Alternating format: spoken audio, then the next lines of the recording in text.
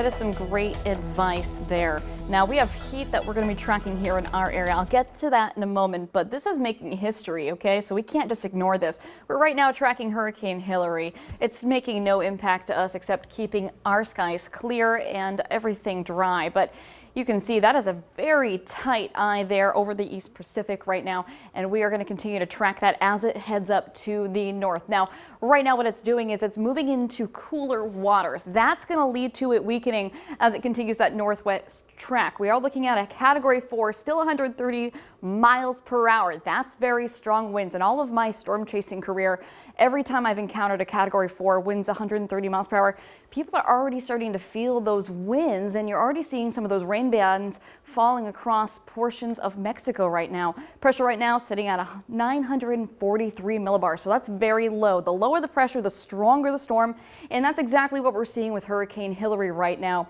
It's moving towards the northwest, 13 miles per hour. So it's very slow moving. Now what it's doing, as soon as it loses its strength, it's not the winds that are the problem. Those 130 mile per hour winds will eventually weaken into a Category 1 right before it makes landfall. That's the trajectory right now anyway. But really what the risk is, you have those waves that continue to push upwards. That will cause swelling down to the south. And of course, you'll have some that come up towards the LA area.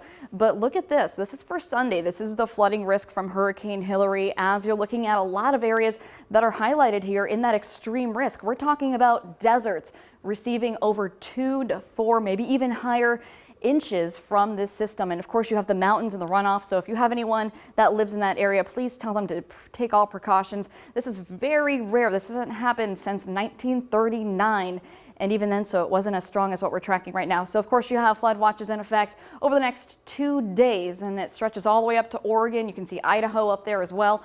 By then though, the storm will be less than tropical storm worthy.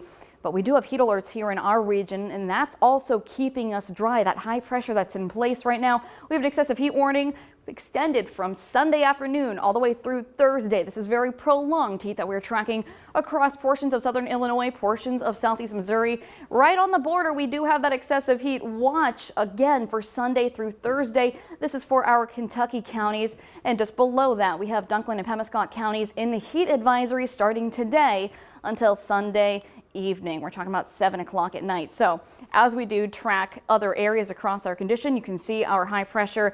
There it is, keeping us dry as we are looking across the United States. Not much of us picking up any rain. So if we do take a look right now across the region, we are looking dry and beautiful. Sunshine is out there, but eventually we will notice that the heat really does start to crank up. Though we're not in any watches, warnings, advisories today, except for down there into Dunklin and Pemiscot counties. Our temperatures right now very comfortable, mild into those upper 50s, lower 60s. Cape Girardeau and Sykeston sitting at 61. Not too bad out there. We have light winds from the south keeping us nice and calm. But our temperatures eventually today and this afternoon rising into those mid-upper 80s. Again, that's later this afternoon. So threat tracker, we are going to be watching for the heat advisories, watches, and warnings. Make sure that you're taking all precautions, hydrating. This is some dangerous heat, and it's going to be prolonged up until Thursday. It's also air that you can wear. So again, make sure that you're taking all precautions when it comes to the heat.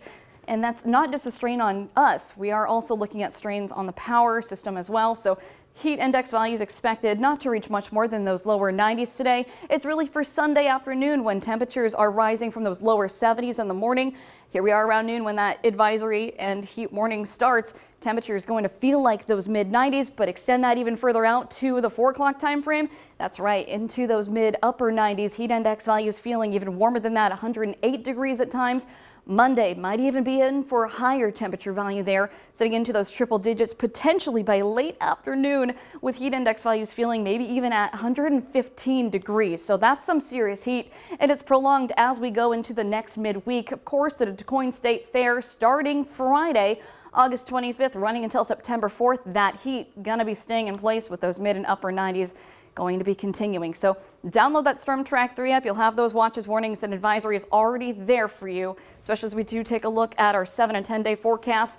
Just take all precautions as you can. I mean, I get it's gonna be miserable. Ugh. I can't even look at this forecast. I don't know about you, but I mean, what else can you say besides ugh? I mean, that just pretty much describes it right there, doesn't it? Be safe, check on your neighbors, and hydrate. Well, Steffi, thanks a lot, Emily.